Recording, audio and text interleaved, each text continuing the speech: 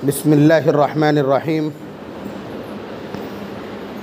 अल्हम्दुलिल्लाहि रब्बिल आलमीन वस्सलातु वस्सलामु अला सय्यिदिल अंबिया'i वल मुरसलीन मुहम्मदिन व अला आलिहि व अस्हाबिहि अजमाइन, अम्मा बाद।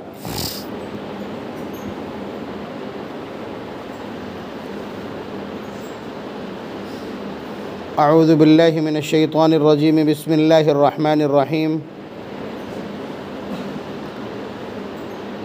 अला इन्ना औलिया अल्लाहि ला खौफुन अलैहिम वला हुम यहज़नून अल्लज़ीना आमनू व कानू यत्तक़ून। व क़ाल अन्नबिय्यु सल्लल्लाहु अलैहि वसल्लम इज़ा मातल इंसान इनक़तअ अन्हु अमलुहु इल्ला मिन सलासिन इल्ला मिन सदक़तिन जारियतिन औ वलदिन सालिहिन यदअू लहु औ इल्मिन युंतफ़अु बिहि औ कमा क़ाल सल्लल्लाहु अलैहि वसल्लम।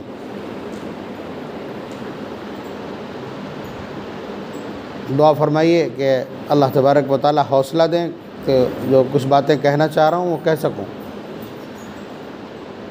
अभी 11 बजे तकरीबन ये हमारे नौजवान उलमा, जिन्हें ज़ाहिर है कि अपनी सनद में ये एहसास हुआ होगा कि ये इल्म हम तक, ये तौफ़ीक़ हम तक, या इस मंजिल तक पहुँचने के लिए जो असबाब व वसाइल और जो नज़रियात कार फरमा थे वो कहाँ से आए।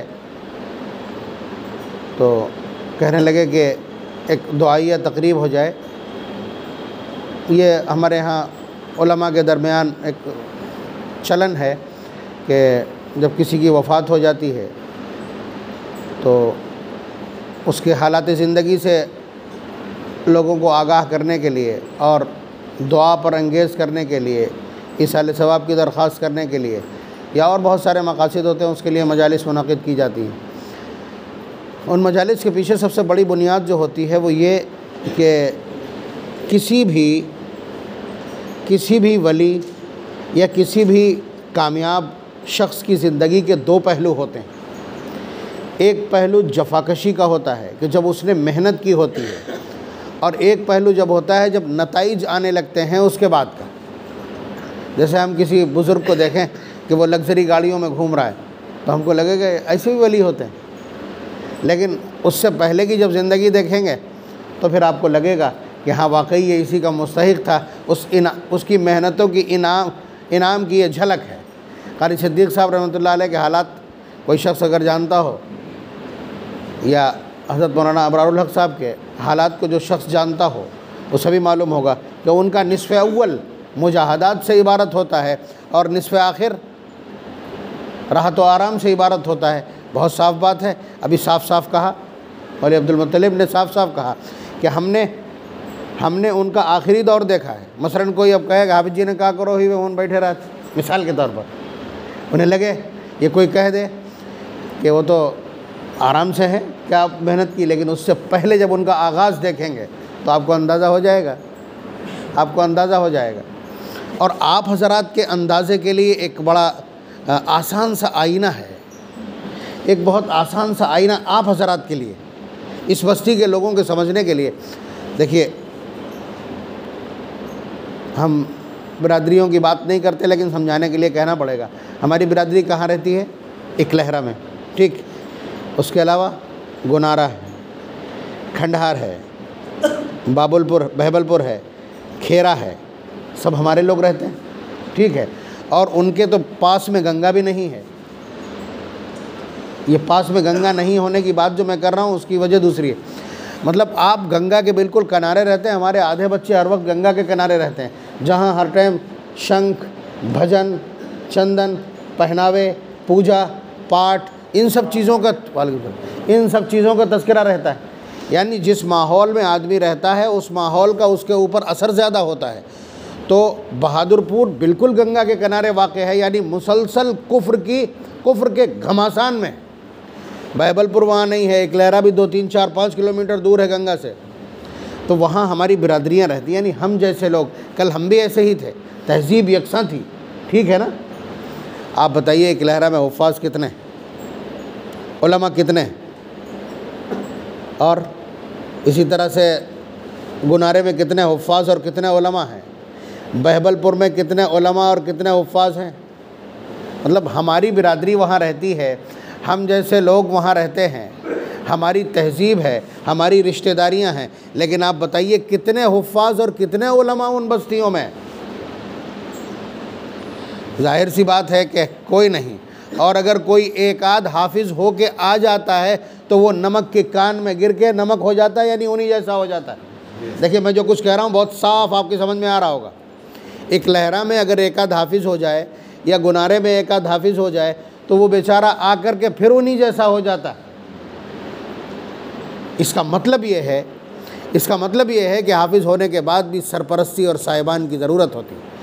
अब आप कंपेयर करके देखिए, गुनारे के मुकाबिल, एक लहरा के मुकाबिल, या खंडहर और खेरा के मुकाबिल, या जहाँ जहाँ हमारी ये बिरादरियाँ रहती हैं उनसे कंपेयर करके देखिए तो एकदम आपकी समझ में आ जाएगा कि इस बस्ती पर कोई खुसूसी इनायत मेरे पालनहार ने की है।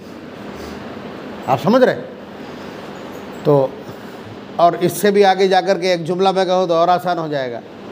वो लोग अभी भी आपको मालूम है बिदअत में मुब्तला हैं। हम चले जाएं तो निकाह पढ़ाने की नौबत नहीं आती है, या बाजे की ज़िद की जाती है, और उसके लिए ज़िम्मेदार किसको ठहराया जाता है। मैंने सुना है ये जुमला, आप लोग तो सुनते, आप ही लोग बताते हैं आकर के कि उन्होंने ये कहा कि बहादुरपुर को तो शकील हाफिज़ जी ने बर्बाद कर दो। ये जुमला कहा जाता है ना। अब ये उनकी ताबीर है, बर्बाद कर दिया या खैरबाद कर दिया, ये मेरे पालनहार फैसला करेगा। मैदान महशर बतलाएगा, उसका रिकॉर्ड बतलाएगा और अफराद के पुकारे जाने वाले नाम बतलाएंगे।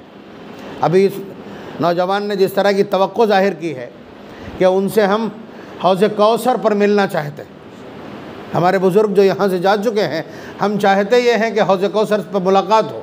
नबी अकरम सल्लल्लाहु अलैहि वसल्लम की मुलाकात की दो ही मशहूर जगह हैं वहाँ मैदान महशर में, या तो मीज़ान के पास खड़े होंगे या हौज़ कौसर पर होंगे।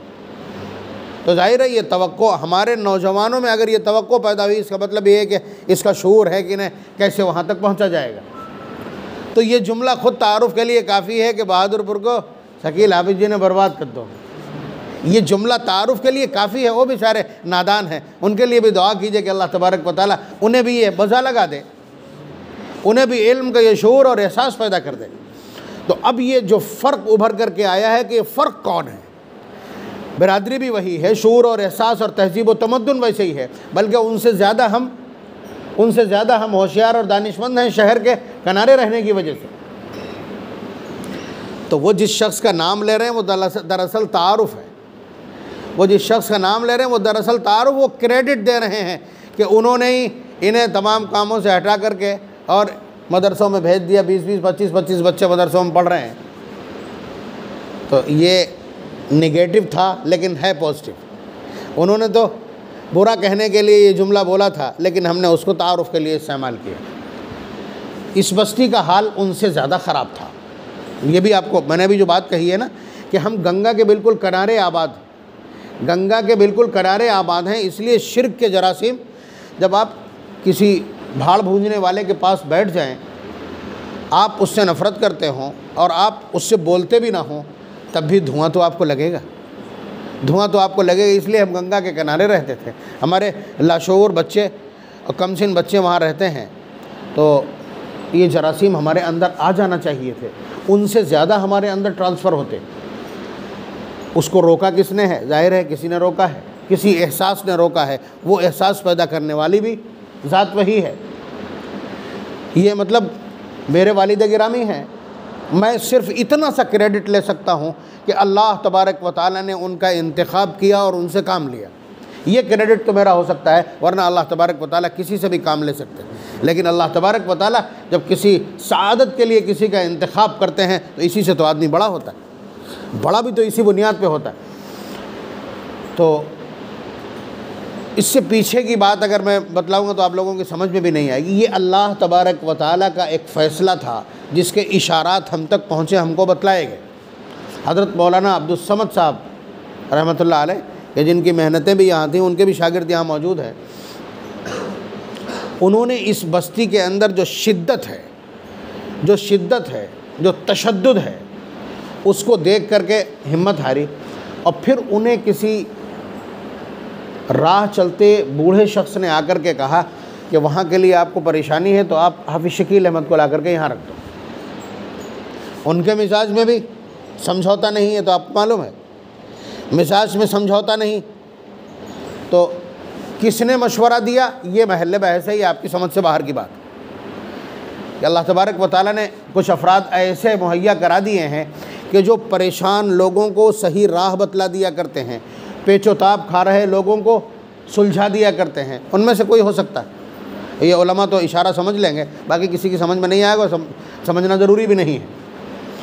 ये अल्लाह ताला का निज़ाम है कि अगर आप रास्ता बोल गए और कोई बतलाने वाला नहीं है और फिर आपने अपने परवरदिगार को किसी दर्द के साथ, सोच के साथ पुकारा, तो अल्लाह तबारक व तआला किसी ऐसे शख्स को नमूदार कर देंगे जो आपको सही से राह समझा के और चला जाएगा। तो वही हुआ कि इस बस्ती के लिए खैर का फ़ैसला अल्लाह तबारक व तआला ने कर लिया होगा और ज़रूरत पड़ रही होगी कि फ़र्द कौन सा मुंतखब किया जाए। भेज दिया, इंडेक्स कर दिया, और उसके बाद और इत्तेफाक की बात यह है कि अब्बू भी गालिबन 18 साल हज़रत नाज़िम साहब से वाबस्ता रह कर के और मुस्तकिल मुख्तलिफ़ इलाक़ों में, उसकी शाखों में, समदन में भी पढ़ाया, इधर पतौंजा में भी पढ़ाया और इधर बहुत सारे बरेली में भी पढ़ाया। मुझे तो बहुत ज़्यादा ध्यान भी नहीं है, जाजूपारा वगैरह पढ़ाया मुफ्ती साहब को, और भाईजान को तफसील से मालूम है ये सब बातें। तो उत्तर प्रदेश के मुख्तलिफ़ इलाक़ों में पढ़ाया वहीं से रहते हुए। तो उस वक्त फ़ारिग थे और उन्होंने ऐसा कह दिया तो आ गए। 1982 में अब्बू आए थे, 1982 में बस्ती में अब्बू आए थे, 1983 में फिर हम और वालदा वगैरह आए थे, फिर उसके और कुछ ताख़ीर के बाद हज़रत मुफ्ती साहब और बड़े वाले भाई आए थे। यानी 3 शिफ्टों में हम लोग यहाँ आए हैं। उस वक्त की जो सूरत हाल है वो मैंने देखी थी, मैं बता रहा हूँ। मैंने वो उस लड़की का क्या नाम है, मेरे जहन में चेहरा भी है कि गंगा अचानक बढ़ने लगी थी, तो वो लोटे में दूध लेकर के आई, हमारे गांव की लोटे में दूध लेकर के आई और उसने आकर के गंगा में इस तरह चढ़ाया कि गंगा मैया बड़ी उम्मत रहती बूढ़ जी। तो मेरे लिए, मैं भाई 6-7-8 साल का एक नौजवान, उस वक्त तक मुझे अकायद की सही तालीम नहीं थी, तो उस लड़की को मैंने ये करते देखा। तो इससे आप अंदाज़ा कर सकते हैं कि हमारे यहाँ अकायद की सूरत हाल क्या थी। अभी मेरा ख़्याल है 10-12 साल पहले नया बोट बना करके और उसको पानी में पलटा गया और उसके बाद उसकी मुठिया के ऊपर कुछ ईंगुर रख के, लाल रंग रख के और उस पर फूल रख के हमारा एक नौजवान उसको पूछ रहा था। तो मैंने उस वक्त मैं इस शूर में था, तो मैंने मना किया कि अरे नाव तो और से पूजत चली आई, इसके अल्फाज थे, नाव तो और से पूजत चली आई, हमारी बस्ती गई। तो ये मतलब सूरत हाल, इससे आप अंदाज़ा लगा सकते हैं क्या सूरत हाल रही होगी। ढोलक और बाजा या पहनावा जो कुछ भी है, अभी भी उसके असरात मौजूद हैं। हम इस उम्मीद में बैठे हैं और ये उम्मीद करते हैं कि हमारी ये जो नौजवान नस्ल उलमा की खेप तैयार हो रही है, ये अपनों को अपने अंदाज़ में, अपनी भाषा में समझाएगी। हमारी तो एक ही भाषा समझाने की, ये अपनों को मुख्तलिफ़ तदबीर से और हालात के तनाजुर में जैसा मुनासिब हो उस अंदाज़ में इनको समझा करके बाहर लाएंगे। ठीक है। तो 1982 में अब्बू आए थे, तो उस वक्त यहाँ मस्जिद में, ये मस्जिद की तीसरी तौसी है, यानी ये इतनी बड़ी मस्जिद जो अभी करीब 1-1.5 फीट बढ़ी भी है। उससे पहले आधे में मस्जिद थी और आधे में आधा हिस्सा खाली था। मैंने खुद देखा कि उसमें अब्बू ने भुट्टे लगाए थे, यानी खेती करने तक की उसमें गुंजाइश थी। तो आप समझ सकते हैं कितनी छोटी सी रही होगी मस्जिद। उस पर चिड़ियाँ आके बैठती थीं, बड़ी बड़ी चिड़ियाँ आके बैठती थीं उन्हीं पेड़ों के ऊपर, हमने खुद देखा। यानी ये सूरत हाल थी कि आबादी कितनी मुख्तसर रही होगी। मैं जिस वक्त आया हूँ तो मेरा 5वां पारा नाज़िरे का मुकम्मल था और पढ़ने वालों में मुझे कुछ नाम याद भी हैं।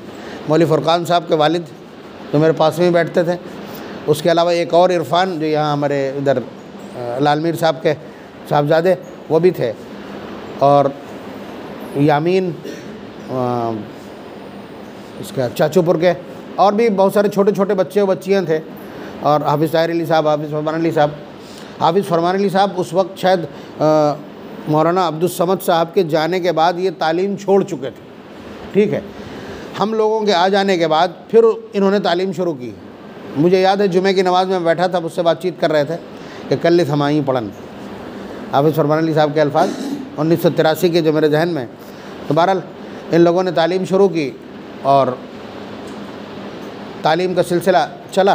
फिर ये लोग 1986 में, हाफिज़ साहब 86 मुझे याद पड़ता, 1986 में हाफिज़ हुए और फिर उस मस्जिद में अब्बू ने इन लोगों को खड़ा किया 10-10 रकात पढ़ाने के लिए। अब बताइए इस बस्ती की तारीख़ का कितना रोशन दिन होगा वो, जब इस बस्ती की कोख से जन्मे दो हाफिज़ मुसल्ले पे खड़े होकर के कलाम इलाही सुना रहे होंगे। फिर अब्बू ने अपने यहाँ का नागा करके गालिबन एक रोज़ आकर के 29वें पारे में इनके पीछे खड़े होकर के भी सुना। तो ये एक सिलसिला था। हालात ये थे कि यहाँ कोई मुदर्रिस रुकता नहीं था। मुफ्ती ज़फ़र साहब के जो बड़े भाई हैं हाफिज़ इलियास साहब, अब्बू से पहले उन्होंने 1 साल शायद यहाँ पढ़ाया है। तो वाक़या ये बतलाया गया कि एक बच्चे को किसी ने मार दिया तो उस बच्चे के नाना ने आकर के उन्हें उठा के पटक दिया।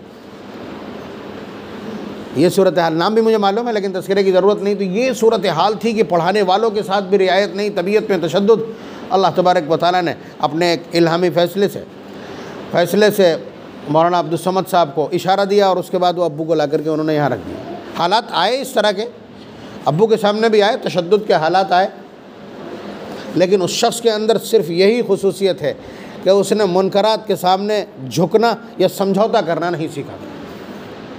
मैंने ख़ुद देखा कि मुन्ने बाबू साहब मरहूम, जिनके यहाँ हम आकर के इब्तिदान रहे थे, वो ढोल बजा उनके घर में और उसके बाद वो खाना लेकर के आए इस ज़ोम में कि मेरे यहाँ रहे हैं, एहसानमंद रहे अब्बू पूरी ज़िंदगी, तो कि खाना मेरा तो ले ही लेंगे। मुझे अगर मेरा शऊर दुरुस्त है, 1-1 घंटे मैंने खड़ा देखा दरवाजे के ऊपर उनको, मगर अब्बू ने रियायत नहीं किया। बताइए हम लोगों की अपनी तबीयत खाने के मामले में जब कौरमे और तंदूरी की खुशबू हो तो किस तरह टूट जाता है। कोई ऐसी, हम अब्बू के किरदार को शरीयत के तनाजुर में, मुनकरात के तनाजुर में जांच चुके हैं। हमारी ड्यूटी थी, इसलिए कि वो एक मुस्तनद आलिम नहीं मगर आलिम गर थे, वो अलग बात है। हमने अब्बू के पूरे किरदार को पहले, इसलिए कि अब अगर कोई गलती आगे फॉरवर्ड होती है तो ये जिम्मेदारी हमारे कांधों पर भी मुंतकिल होगी। हम सर्च कर चुके हैं, पूरे किरदार को हमने जब नाप करके देखा तो लगा ये कि कहीं वापसी की ज़रूरत नहीं है। दसियों मरतबा मुख्तलिफ़ किस्म की औरतें जिनसे अब्बू का ताल्लुक़ था या उनके साथ रियायत करते थे, वो मलीदा लेकर के आईं या उनके यहाँ कुछ हुआ वो सामान लेकर के आईं, लेकिन कबूल कभी कुछ नहीं किया। हम आपको उसके सिलसिले की 2 मिसालें बहुत अहम दे रहे हैं, बहुत अहम, कि आपने देखा कि अब्बू मौजूद थे, 2 हाफिज़ 86 में हो गए थे और 88 में हम 3 भाई हाफिज़ हो गए थे और 88 तक 5 हाफिज़ थे यहाँ। तो आप अंदाज़ा कीजिए कुरान खानी का मामूल इस बस्ती में नहीं था। आपने देखा, आप में से आप ये उलमा भी बैठे हैं, इन्होंने देखा होगा कि इस बस्ती में कुरान खानी का मामूल नहीं, यानी इकट्ठा होकर के पारे ला करके, पेटी ला करके और कुरान खानी। आप ये कहेंगे सब कहूँ होत, आप तो ये कह दोगे ना सब कहूँ होत, लेकिन आप अपने उलमा से पूछिए कि कुरान खानी करना क्या शरअन दुरुस्त है? उसमें कोई कराहत नहीं है, मकरूह है। तदाई के साथ जमा होकर के कुरान पढ़ना मकरूह है। उस मर्द मुजाहिद और उस दुर्वेश बरहक ने, आप ये अंदाज़ा कीजिए कि इसकी भी तरह नहीं पढ़ने दी, वरना जितने मदारिस के लोग हैं सिर्फ चंदे की बुनियाद पर अपने बच्चों को तालीम के औकात में भेज देते हैं, जो कि नाजायज़ है, दोहरा नाजायज़ है।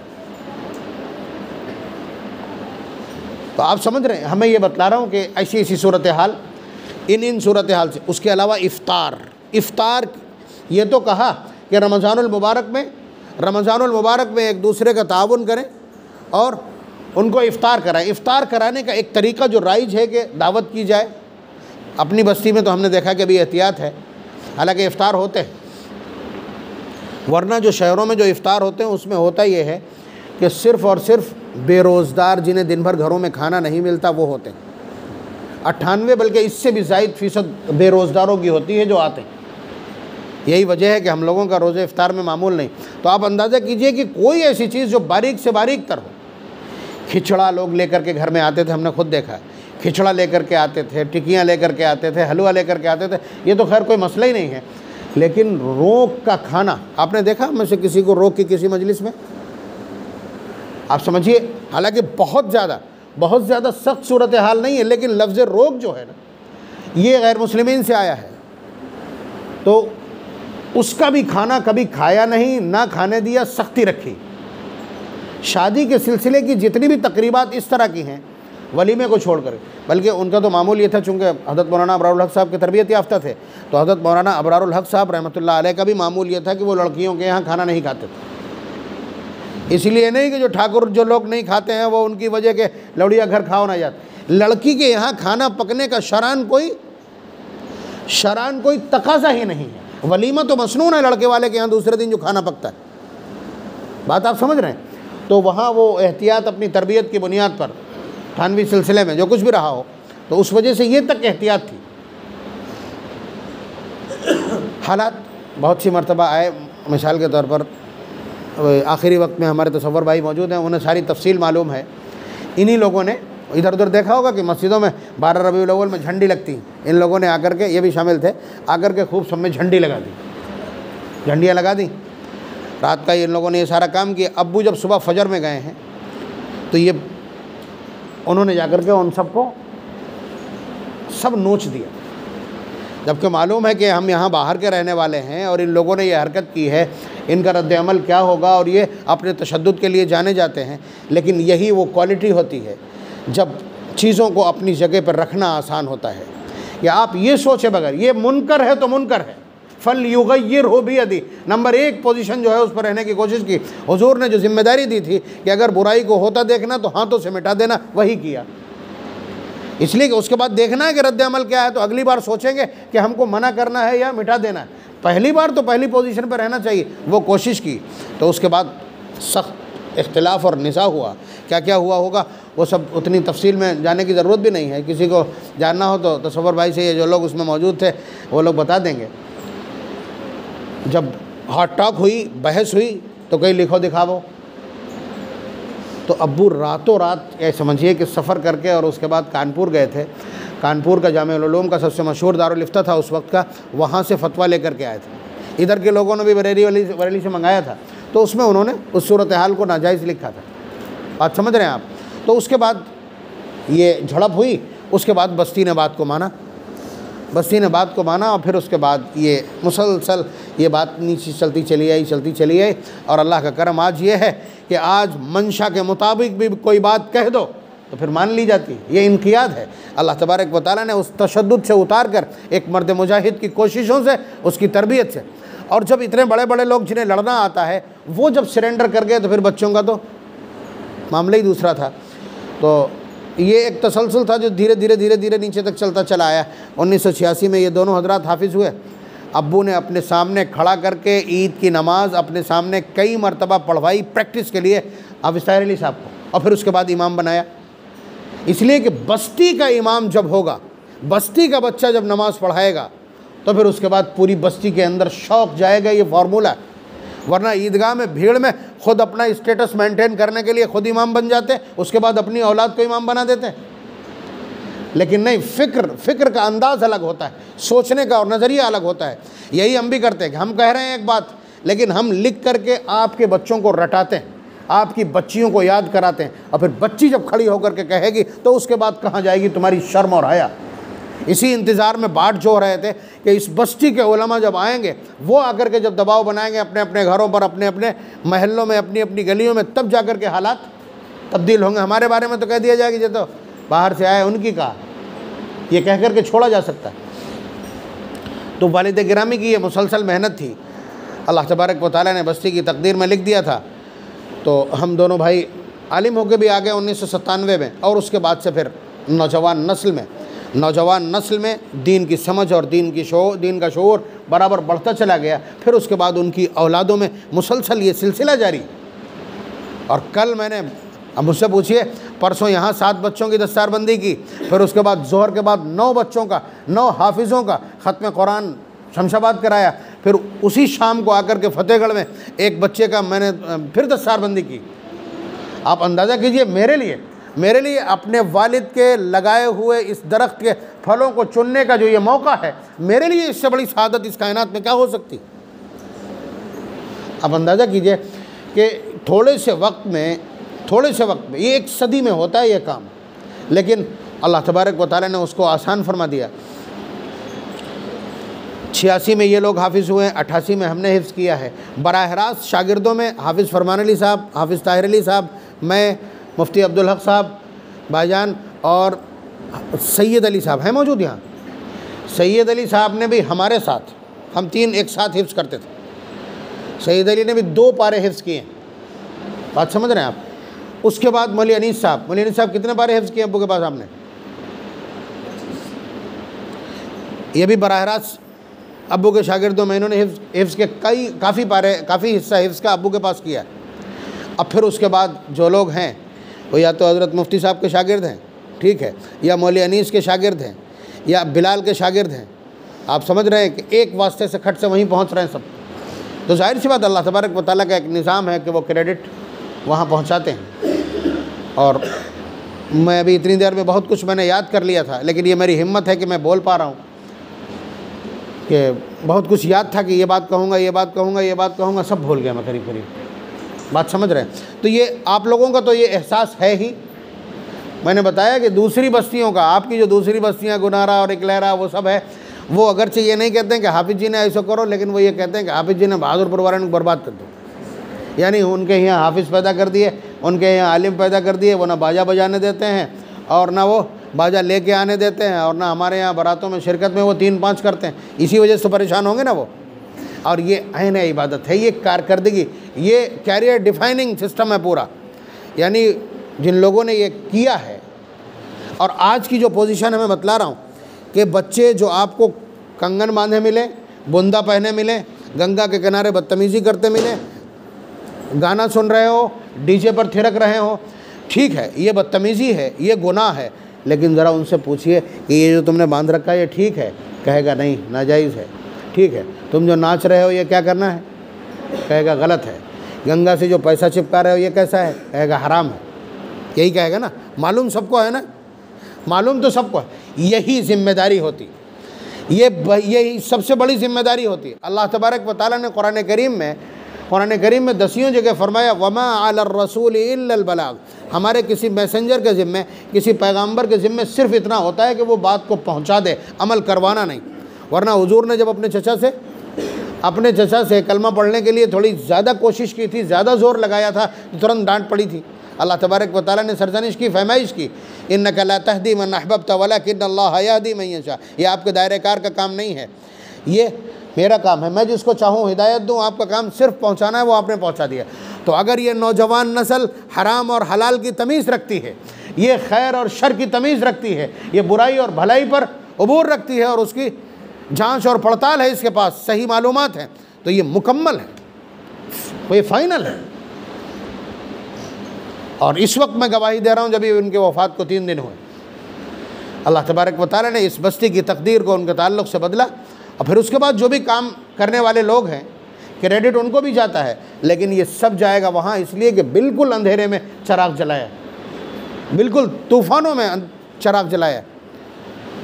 अभी कुछ दिन पहले अब्बू ने मुझे बताया था, मेरे समझने की थी हम लोगों को, इसलिए हमको बता दिया कि अब उसके लिए बुनियाद समझाना पड़ेगी। कुछ ऐसे लोग होते हैं जिन्हें अल्लाह तबारक व तआला ज़मीन पर फैला देते हैं, जो तकवीनी उमूर से मुताल्लिक़ होते हैं। यानी जो बतला देंगे, यहाँ के हालात रिपोर्ट कर देंगे कि यहाँ बारिश की ज़रूरत है, नेक लोग रहते हैं और दुआ कर रहे हैं, बारिश हो जाएगी उस खित्ते में। तो ऐसे लोग होते हैं जो उमूर तकवीनी से मुताल्लिक़ होते हैं। ऐसे ही कोई एक शख्स लखनऊ के बस स्टॉप के ऊपर कुली का काम करता था, साहिब निस्बत। कोई साहब ले गए होंगे अब्बू को मुलाकात कराने के लिए, क्या इनकी बात कर रहे हैं, इनको मैं जानता हूँ, फ़लाँ गांव में रहते हैं और फ़लाँ की तवज्जो की बुनियाद पर खिदमत अंजाम दे रहे हैं। हज़रत अली करमल्लाह वजह का नाम लिया कि उनकी तवज्जो की बुनियाद पर खिदमत अंजाम दे रहे हैं। तो अभी जो बात मैंने पहले कही थी, जिसके बारे में मैंने कहा था कि मैं समझा नहीं पाऊँगा आप लोगों को, उलमा तो समझ लेंगे, तो इसका मतलब ये है कि इस बस्ती के लिए एक मुकम्मल पैकेज अल्लाह तबारक व तआला की तरफ से था कि जो आकर के उस तशद्दुद को जो इस बस्ती के अंदर था, उस तशद्दुद को उस मर्द मुजाहिद ने अपनी जसारत से, अपनी जुर्रत से, अपनी हिम्मत से, अपने हौसले से तोड़ा। उसके बाद ये ज़मीन नरम हुई, और फिर इतनी नरम हुई कि अब इस बस्ती की नरमी की मिसालें, जब किसी की नरमी की मिसालें देना पड़ती हैं तो मैं बाहर इस बस्ती की मिसाल देता हूँ। बात आप समझ रहे हैं? इसलिए कि ऐसे मनाजिर और कहीं नहीं देखे जा सकते कि वहाँ से लेकर यहाँ तक बाकायदा पन्नी बंधी है निकाह के लिए, निकाह सेलिब्रेट करने के लिए, मैंने कह दिया निकाह नहीं पढ़ाऊँगा इसलिए कि मैं मना करके आया था, आपने बांध दिया। तो वो शख्स कहता है कि अगर खोल दें तो पढ़ा दोगे? मैंने कहा पढ़ा दूंगा। खोल दिया, बारात मौजूद है और तकरीबन 450 किलोमीटर दूर से बारात आई है जो हम लोगों को जानते भी नहीं। उन्होंने देखी है, उसके बाद वो सारा का सारा सिस्टम खोल दिया। अब उन्होंने निकाह पढ़ाया। ये अभी 4 दिन पहले की बात है और उसी के वक्त की बात है कि एक नौजवान सेहरा बांधे था। मैंने कहा जिस खानवादे से ये बच्चा आया है, जिसकी बारात है, इस ख़ानदान से दीन के मामले में सबसे ज़्यादा हमें तवक्को और उम्मीद रहती है मदद की और ताउन की, लेकिन शादी के मामलात में इस ख़ानदान से मुझे कतई भी मदद नहीं मिली। आप अंदाज़ा कीजिए कि निकाह की मजलिस में पूरे खानवादे को इस तरह क्रिटिसाइज़ कर देना, जाहिर सी बात है ये हौसला मुझे मिला होगा ना ज़मीन से, तब मैं इस तरह की हरकत कर पाया हूँ। तो ऐसे में तो जवाब किसी बहुत सुलझी हुई बस्ती, अहले इल्म की बस्ती में भी अगर मैं ये बात कह दूँ तो कहेंगे मौलाना ये सब बाद में समझा देना, क्यों मजलिस में किसी की बेइज्जती कर रहे हो, यही आएगा ना। लेकिन नहीं, बाप ने खड़े होकर के कहा कि मौलाना मुझे ये मालूम नहीं था कि ये हराम है, ये हराम है, वरना मैं नहीं बांधता। बड़े बाप ने खड़े होकर के कहा कि मौलाना आज के बाद किसी बच्चे के सेहरा नहीं बंधेगा। चचा ने खड़े होकर के कहा कि मौलाना आज के बाद अगर किसी बच्चे ने सेहरा बांधा तो मैं शिरकत नहीं करूँगा।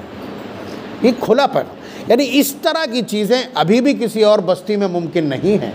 यह उस मर्द मुजाहिद ने जो ज़मीन तैयार की थी, इसको जो नर्म किया था, चाहे अपने आंसुओं से, चाहे अपनी आहों से, चाहे अपनी दुआओं से, चाहे अपने पालनहार से फरियाद करके, जिस तरह भी किया हो, लेकिन यह फिर ज़मीन इतनी नर्म हुई है कि आज जितनी नर्म है कि उसकी नरमी की मिसाल देना मेरे लिए, ये 2 वाक़यात बहुत मामूली हैं, वरना कोई भी वाक़या हम लोगों को इतनी छूट है। मुफ्ती साहब ने तो पढ़ाने के दौरान अपने पढ़ने वाले बच्चों से खुफिया मालूमात के ज़रिए पता कर लिया कि ढोलक घर में रखा है, अलगनी पे टंगा है, धीरे से मंगवा लिया और उसी से फुड़वा दिया। कोई कार्रवाई नहीं, कोई रद्द अमल नहीं। तो मुनकरात को तलाश करके, जाहिर सी बात है हम ये अब आसानी से कर रहे हैं बने हुए माहौल में, लेकिन ये बनाया है किसी शख्स ने। और यकीनन अल्लाह तबारक व तआला ने उस शख्स को जिस तरह के कारनामे के लिए तय किया था, हमने वफ़ात के बाद ये मान लिया कि हाँ अल्लाह तबारक व तआला के नज़दीक उसका अपना मकाम रहा होगा। वरना आप बतलाइए कि ये शाहाना रुखसती है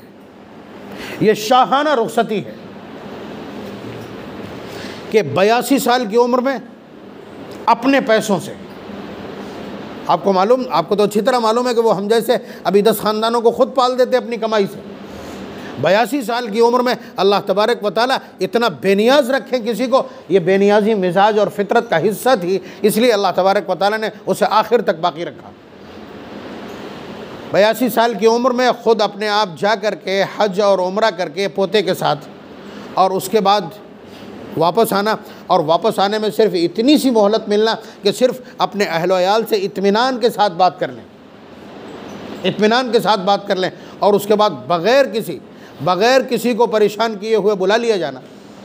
इस तरह तो नहीं समझेंगे आप उसको समझेंगे ज़रा सी डिटेल में जा कर के। जो शख्स हज करने के लिए जाता है, नबी अकरम सल्लल्लाहु अलैहि वसल्लम के अल्फाज हैं, मन हज फलम यरफुस वलम यफसुक रजा का यौमिन वलदतहु उम्मुह। जिस शख्स ने हज किया हो, लफ्ज़ हज जब बोला जाता है तो इससे हज और उम्रा दोनों मुराद होते हैं। हज को हज अकबर कहते हैं और उम्रे को हज असगर कहते हैं। उलमा अच्छी तरह जानते हैं इस इस्तिलाह को। तो जो शख्स उस सफ़र से वापस आया हो और उसने वहाँ कोई खुराफात ना की हो, यानी कोई कबीरा गुनाह ना किया हो, और फिर वो घर लौट करके आता है, रजा का यौमिन वलदतहु उम्मुह, जैसे माँ के पेट से जना गया बच्चा साफ़ सुथरा होता है, उसके नामे आमाल में कोई ख़ता नहीं लिखी होती है, वो ऐसा ही होता है। इस तनाजुर में, इस रिवायत के तनाजुर में आप देखिए कि उसके बाद सिर्फ हम लोगों से मुलाकात हुई है। मुफ्ती साहब फ़ौरन गए थे मुलाकात के लिए, मैं इशा के बाद गया था, तकरीबन 2 घंटे बैठा हूँ और मुसलसल सफ़र का तज़किरा मैंने कहा मैं 27-26 घंटे का सफ़र करके जब आया था तो मेरे पास इतनी ताकत नहीं थी कि मैं सीधा खड़ा हो सकूं। जी चाहता था चारपाई पे गिर जाऊं और आपके ऊपर तकान का एहसास तक नहीं महसूस हो रहा। तो सिर्फ मुस्कुराया और अल्हम्दुलिल्लाह कहा और बात ख़त्म। सफ़र की थकान होती नहीं थी। तो जो शख्स वहाँ जाता है वो सिर्फ़ इसीलिए जाता है कि नाम-ए आमाल अपना साफ़ सुथरा करा ले। कभी काबतुल्लाह पे जब निगाह पड़ी तब भी यही दुआ करता है, मताफ़ में जब उतरता है तब भी यही दुआ करता है, जब हजर अस्वद के सामने आता है तब भी यही दुआ करता है, और जब मुल्तज़म पे पहुंचता है तब भी यही दुआ करता है, मकाम इब्राहीम पे पहुंचता है तब भी यही दुआ होती है, हतीम के करीब से गुज़रता है तब भी यही दुआ होती है, मेसाब रहमत के नीचे होता है तब भी। इन सब के बारे में हुज़ूर के अल्फाज हैं कि ये मकबूलियत और कबूलियत, यहाँ मांगी गई दुआएँ कबूल होती। उसके बाद जब रुकने यमानी पर पहुंचता है तब भी इसी तरह की दुआ होती है, सफ़ा पर होता है तब भी वही दुआ है, मरवा पर है तब भी वही दुआ है, फिर मदीने आकर के रियाजुल जन्नह में भी वही दुआ है, और मदीना मुनव्वरा में मखसूस मकामात, मस्जिद नबवी के मखसूस बामुदर जिनके बारे में सहाबा की ज़मानत आयशा सिद्दीक़ा रज़ी अल्लाह तआला अन्हा की गारंटी कि इस सुतून के पास दुआ करोगे तो कबूल हो जाएगी। तो इतना मौका दिया जाना इन मकामात पर खड़े होकर के पहले दुआ करवाना और पहले वहाँ खड़े होकर के बातचीत करना, इसलिए कि वहाँ पहुँचने वाला अल्लाह ताला से मुलाकात करता है, मुसाफ़ा करता है, मुल्तज़म से चिमटना मुआनका है, इस्तिलाम हजर अस्वद को करना ये मुसाफ़े के कायम मकाम है, दर पे हाजिर होना घर पे आने के मुतरादिफ है। तो इस तरह से जब अल्लाह तबारक व तआला ने अपने एक बंदे को हम लोगों से कहा था, हम उससे कहा था कि मेरा भी इरादा है, हम जब आखिरी मुसाफ़ा करने गए थे उम्रे के लिए तो कहा मेरा भी इरादा है और सोच रहे हैं अभी हाथ पैर चल रहे हैं, आखिरी बार और हो आएँ, आखिरी बार और हो आए। उसके अलावा अभी पिछले कुछ दिनों में उनकी ज़ुबान से बोले गए जो अल्फाज हैं, उनके इल्म और उनकी इल्मी बलागत का कि कुरान करीम की आयत पर, उसके मफ़हूम पर, उसके मानी पर कितनी दस्तरस और कितनी पकड़ थी। मैंने इसको वहाँ ज़ियारत के दौरान मिना से मुज़दलिफ़ा के लिए जब मैं आ रहा था तो जो गाइड था हमारा वो तो बैठ गया, कहने लगा आप ही कराइए, जब आपको इतनी मालूमात है तो आप कराइए। हुआ ये था, पारा नंबर 13 की आयत है, रब्बना इन्नी अस्कन्तु मिन ज़ुर्रिय्यती बिवादिन गैरि ज़ी ज़रअन इंद बैतिकल मुहर्रम। हज़रत इब्राहीम अलैहिस्सलाम अपने उस शीरख्वार चंद दिन के बच्चे को और अपनी बीवी को वहाँ बयाबान में छोड़ा है जहाँ मीलों दूर तक कोई आदमी नहीं था, कोई जानदार नहीं था, कोई पेड़ पौधा नहीं था। तो हज़रत इब्राहीम अलैहिस्सलाम को हुक्म हुआ कि आप यहाँ उतर नहीं सकते। ऊँटनी पे बैठे, उतारा बच्चे को और बीवी को, अल्लाह ताला ने कहा आप हटिए यहाँ से, तो वो ऐसे मुड़ के चल दिए। लेकिन बीवी बच्चे को छोड़ करके जाना ठीक है, उनके सामने रोड़ा गिड़गिड़ाना, गले मिलना, ये उनके लिए उनके हौसलों को तोड़ने वाली बात हो सकती है, लेकिन जैसे ही वो पहाड़ की ओट में आए तो वहाँ आकर के उन्होंने जो दुआ की है वो दुआ के अल्फाज ये हैं, रब्बना, ऐ हमारे पालनहार, इन्नी अस्कन्तु मिन ज़ुर्रिय्यती, मेरा एक ही बेटा है, ये मेरी कुल औलाद कुल ज़ुर्रियत है, बिवादिन गैरि ज़ी ज़रअन इंद बैतिकल मुहर्रम, इस बयाबान में जहाँ कोई पेड़ पौधा तक नहीं है, लक़्क़ सहरा है, मौत के सिवा कुछ नहीं, ज़िंदगी के निशानात नहीं, मैंने अपनी ज़ुर्रियत को यहाँ ठहरा दिया है, तेरे पाक घर के पास ठहराया है। रब्बना लियुक़ीमुस्सलाह, अल्लाह ये इसलिए किया है ताकि ये नमाज के आदी हो जाएं। ये हज़रत इब्राहीम अलैहिस्सलाम की दुआ है अपनी ज़ुर्रियत के लिए। क्यों? उन्होंने जो लफ्ज़ इस्तेमाल किया, इंद बैतिकल मुहर्रम, तेरे बाबरकत घर के पास। तो मैं जैसे ही मुसाफ़ा करके आखिर में जैसे ही मुड़ा हूँ तो ज़ुबान पर दुआ के यही जुमले थे, इसलिए कि मुझे अगले दिन काबतुल्लाह के पास में होना था। तो उन्होंने ये अल्फाज इस्तेमाल किए, ये अल्फाज मैंने वहाँ नकल किए थे, तब भी मैं रोया था। अब तो वो मौजूद नहीं है इसलिए आंसू कह सकते हैं आप, लेकिन उस वक्त भी मैं इन अल्फाज पर वहाँ भी रोया था।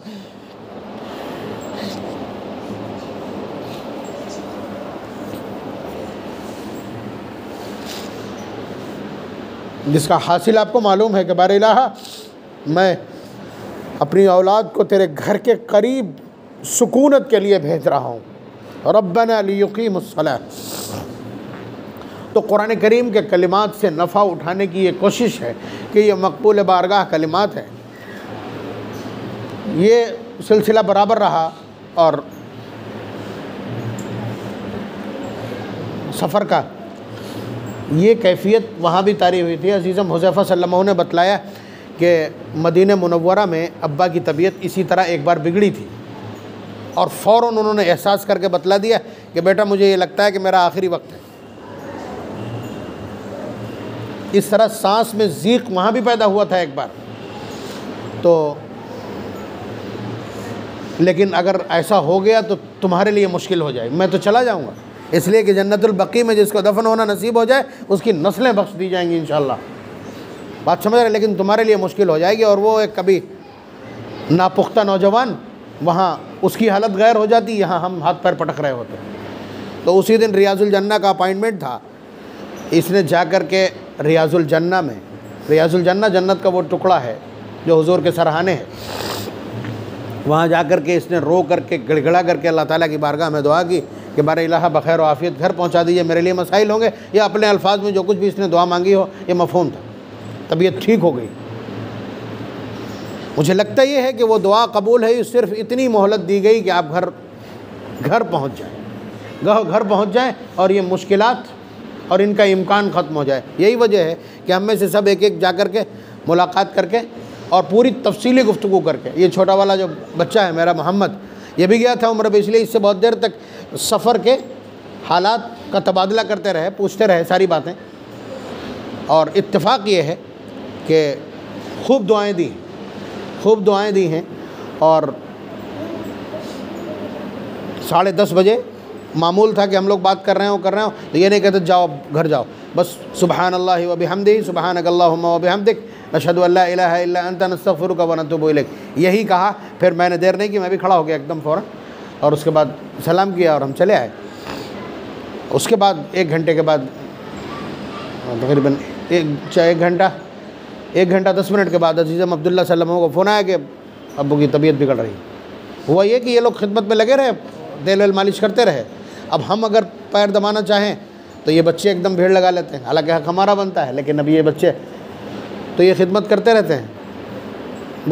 वालदा बतला नहीं कि 11:30 बजे लेटे हम लोग। फिर उसके बाद लेटने के बाद कहा कि सांस लेने में कुछ तकलीफ़ महसूस हो रही, तो वालदा ने एक दवा ला के रखी, खमीरा बनफ्शा, और उसके बाद में वो पानी लेने चली गई, गर्म पानी करने गई। कहती हैं कि उसी बीच हमने ज़ोर से कलमे तय्यबा पढ़ने की आवाज़ सुनी, और फिर उसके अगले ही लम्हे वो मर्द मुजाहिद इस बस्ती को आप हज़रात के हवाले, इस नई नस्ल के हवाले, मेरा ये जुमला नोट कर ले, नई नस्ल, ये नई नस्ल जो उनका हासिल है, उनकी हसीद है, उनकी पैदावार है, इसके हवाले इस दीन का माहौल, इस बस्ती का माहौल उनके हवाले करके गई। अब आप समझ लीजिए इसको वापस वहीं ले जाना है या आगे ले जाना, ये इस नई नस्ल की जिम्मेदारी है। अभी तक आप ये कह करके पाक हो सकते थे, उनने शुरू करो भेज जा नहीं कह सकते थे, लेकिन अब ये सब कुछ आपके हवाले।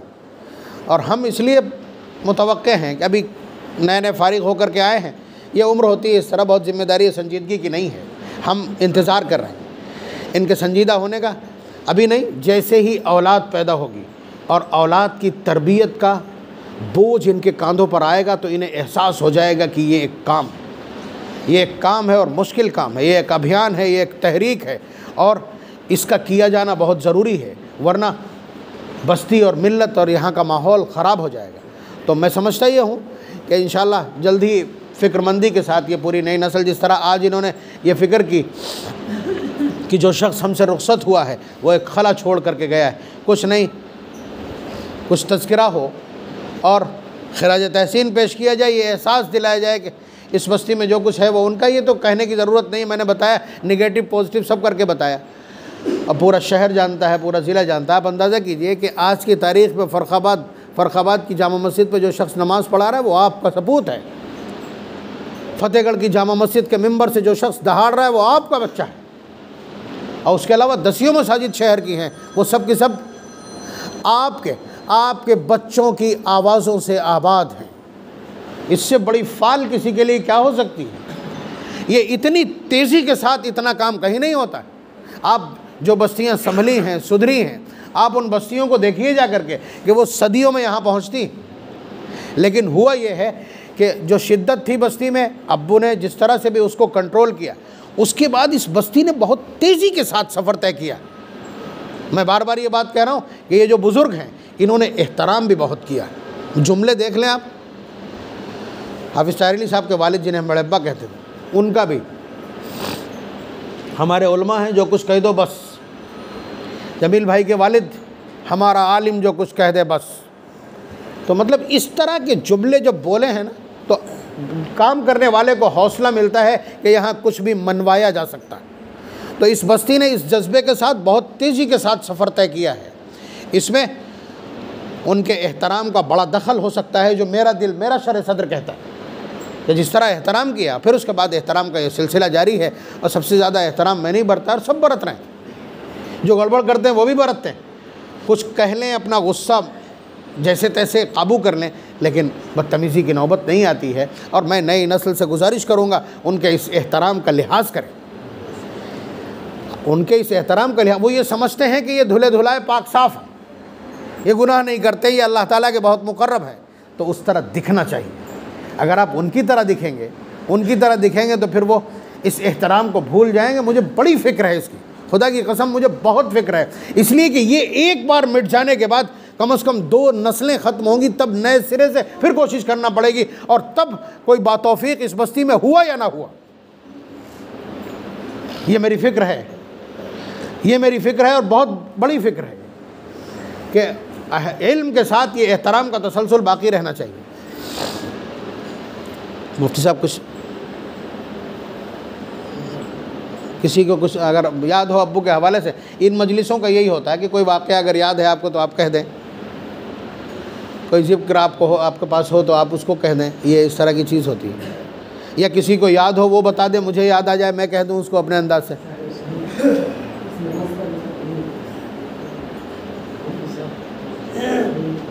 आप जी कुछ याद हो आगे अपने अल्फाज में आप कह दें। आप पहला दरख्त हैं उनका लगाया हुआ।